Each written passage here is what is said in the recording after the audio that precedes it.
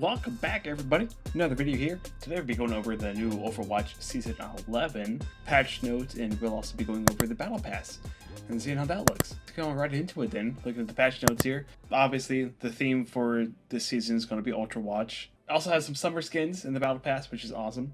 We're going to look at those later. But as you can see here, we also have the return of a Pink Mercy skin and Rose Gold Mercy bundle from June 25th to July 8th. 100% of the purchase will go towards the Breast Cancer Research Foundation, which is awesome. It's same as the original Pink Mercy skin, so that's great. I love that. We also have the Community Crafted mode, which is also pretty awesome. It's the featuring creative and chaotic balance changes and fun hero tweaks designed by your favorite content creators. Emong, Custa, TQQ, and SK, which is actually amazing. I love that for him. For the creative touches to tank, projectile damage, hit scan damage, and support heroes respectively. Experience Reki hero abilities such as Baptiste sharing his kit with Ana, and Reaper's Wraith form getting an extra sting. That sounds pretty cool. I can't wait to see what that's all about. Let's see, next up we have the Hero Mastery updates. So we're getting Soldier 76 and Kiriko added in there to the roster. But they are also removing the Hero Mastery Gauntlet, which, fair. I've only played it once, and that was when it first came out, so I can see why they removed it. But also the new map, Runasapi, I'm assuming that's how it's pronounced. A Peruvian map, pretty cool. I can't wait to see how this plays out. It looks very beautiful, kind of like Paraiso. I can't wait to see how that looks. Challenge updates. We also have some updates to the challenges. So all past incomplete weekly challenges can be completed at any time in a given season. So if you go 1 week without playing Overwatch, then all of those challenges for that week would still be available for you to complete. It will just be on top of the new week's challenges, which is kind of like what Destiny has for it, for the weekly challenges for the season, which is a good way to earn some Battle Pass XP as well as maybe some other stuff, who knows. When the weekly reset occurs on Tuesdays, and complete weekly challenges gain an additional copy of that challenge. When a weekly challenge is completed, if that challenge has copies remaining, the challenge will refresh and can be completed again. So the weekly milestones challenges progress by completing other weekly challenges. Each week a new weekly milestone is unlocked. All past weekly milestones can be completed at any time in a given season.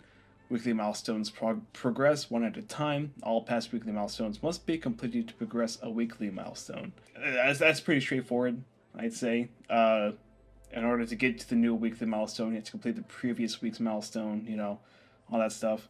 Comp play updates. I've been waiting for this one. Rank percentage is now displayed on the competitive progress page, allowing you to check your exact percentage without playing another match. Hey, that's pretty good. Finally, I have been waiting for this since the new comp update, which is Season 9, I think it was? Crazy it took so long. But they also renamed the modifiers from win streak and loss streak to win trend and loss trend. It's more accurately conveyed that those modifiers are calculated by weighing the most recent games more heavily. Those are not true streaks. Add more parameters for how the matchmaker handles wide groups so that it can ensure better queue times, which is great because queue times for wide groups have been insane. And a button that allows you to view the match's final scoreboard has been added to each page during the end of game flow, which is pretty great. So on to the hero updates for the season. Knockdown time when two charging abilities collide reduced from 2 seconds to 1.7 seconds. So interactions like when Reinhardt charges into a punching Doomfist, that kind of thing, the time is reduced to recover. Doesn't seem like much, but we'll see how it goes. D.Va. So the developers believe that with the smaller targets, D.Va has become less effective against armored enemies from the previous patch. So they reduce her weapon spread from 3.7 to 3.375 degrees. Which is crazy, going to the thousands there. And her boosters, impact damage increased from 15 to 25. A whole extra 10 damage, that's crazy. That's gonna definitely improve the whole booping impact, boop and punch and whatnot. Let's see, so, Jugger Queen. Take knockback resistance passive was affecting her pool more than intended. Looks like the tanks are now pulled in about 5 to 6 meters instead of only 3 as it was after the tank knockback. So obviously the tank pulls further. And the Rampage start time has been reduced from 0.75 to 0.5. So we won't actually have to wait that long for it to actually go, thankfully. Orisa, surprisingly, they reduced the cooldown from Javelin Spin from 9 to 8 seconds, which is insane. Roadhog, another nerf. Base health reduced from 650 to 600, and damage reduction while taking a breather has been reduced from 50 to 40, which, yikes. That's going to be a bit rough. It should still be playable, but definitely going to be an impact there. Cassidy, this is crazy. Peacekeeper, his Fan of the Hammer, damage reduced from 50 to 45. Damage reduction on combat roll reduced from 75 to 50. And his Flashbang. So he's changing out his magnetic grenade for a Flashbang again. It hinders enemies instead of stunning them for 1.2 seconds. Movement speed reduction increased from 30 to 50.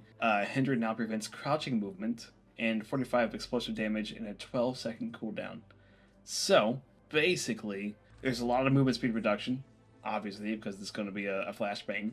The amount of time for stunning is going to be pretty significant, especially with Cassidy's Fan the Hammer, even though it's been nerfed. It's still going to be pretty brutal. His Deadeye, also, movement speed penalty now scales down over time. So, over the time that Deadeye is active, the movement speed will go from 70 up to 35%. So it'll go down from 70 to 35%, which, nice. That'd be pretty nice. Damage reduction now scales down over time as well, from 40% to 0%, which is kind of a yikes. So near the end of Deadeye, you'll have almost no damage reduction, which, yikes. Cassidy is already so easy to get out of his ult. That will just make surviving a lot harder. Mei, for some reason, they decided to give her a bit of a buff.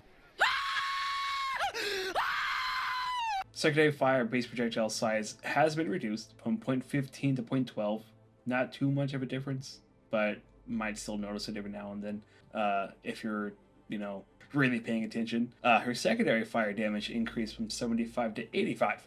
So that's great. That's cool, She truly is the one true sniper for this game. Crazy. That's just body shots. That's not even critical shots, by the way. Reaper. His shotgun's weapon spread reduced from 6.5 to 6 degrees. So just a little bit smaller. Shadow Step cast time reduced from 1.5 to 1.2 seconds. Again, not too much of a time difference, but you may notice it. Sojourn. A little bit of rework going on here. Secondary fire damage scaling reduced from 30 to 130 damage down to 1 to 100 damage. That's kind of rough. So obviously you won't be hitting as big numbers as you have been on Sojourn anymore, but the secondary fire projectile no longer requires overclock to pierce enemy players, which is great. That'll be helpful, and the primary fire shots per second increased from 14 to 16, so her primary fire rate has been increased, which will help kind of with the damage numbers.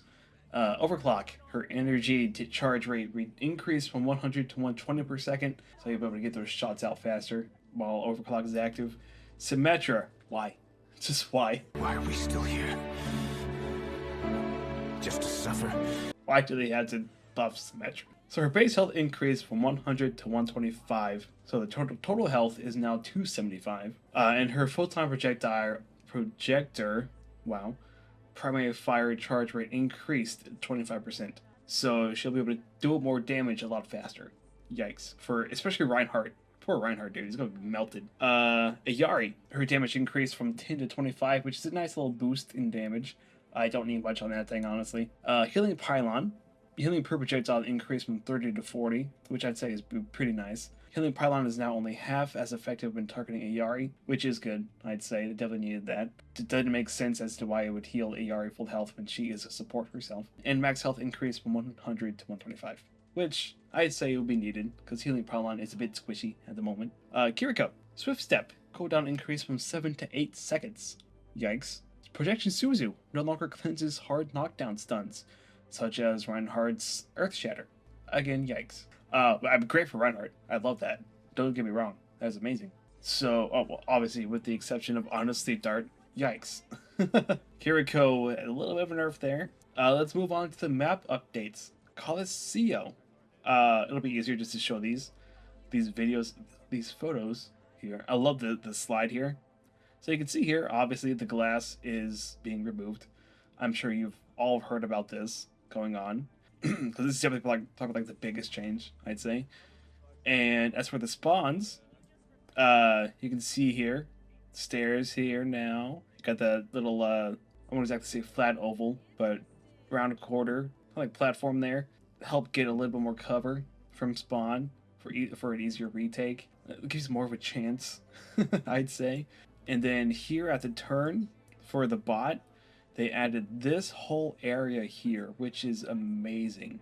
I absolutely love this. We finally don't have just a side. We finally have a little bit more room to work with here. You won't be getting booped off the map as easily anymore from Lucio or Brig or anybody, which is great. Let's see. So we'll also reduce the match time from 10 to 8 minutes in quick play, which is insane, and increased the push bot robot speed by 10%. Push the barricade for both quick play and comp. Ooh, that is good to know. Alright, and then all the bug fixes and whatnot. I don't care about those stuff. So, there is that. Let's see. So we're going to go from the patch notes over to the Battle Pass. So obviously we have a new Battle Pass this season. This one's obviously going to be kind of centered more around kind of like a Power Rangers kind of theme. Kind of fun, I'd say. So starting off with level 1, we have the Reaper skin. Kind of a Blue Beetle vibe, honestly, which I kind of like. And then we got Reinhardt. This isn't even my third most final form. I love that so much. And then we have a highlight intro for Roadhog. Super fun. Got an emote here for Zen. Oh my god. And of course, we have the 200 free Overwatch coins. Love it. And obviously the Mythic Prisms. I had that intro for Sojourn. Oh god. That's hilarious. Victory pose for Reaper. I like this little kaiju. That's hilarious. That's cute. And finally, we have Malga in his natural habitat, wearing a Hawaiian shirt with white cockatoos on it. I love it. I can't wait. Definitely looking forward to that one the most, probably. Okay, so that matches Zin's. That's a BAP skin. Some things just aren't working, apparently. That's cool. Well, we have this Sojourn skin also from Ultra Watch. Again, definitely the dog. I like big butts and I cannot lie. Jesus, sorry, I got distracted. Definitely good Blue Beetle vibes, also Ultraman vibes, you know. Ooh, get it, Sombra. Damn. Shit, I like that. That's a nice emote. More Mythic Prisms, and here is Wrecking Ball's Ultra Watch skin. Definitely the most tamed of them, for sure. I love it. Oh. Crazy. I love this highlight intro from Malga. That's amazing. The true battle lies within. Classic, alright. And then we have a Lucio lifeguard skin. Oh, nice. Look at that a little bit more. Yeah, nice. I like it. It's pretty cool. Nice and chill. Chill lifeguard. Chill lifeguard vibes. Next we have Winston. We go Winton. Wander. Ah, finally. A walking emote for Winton. Nice. And then, of course, Junkrat has a lifeguard skin. Nice. I like this one too.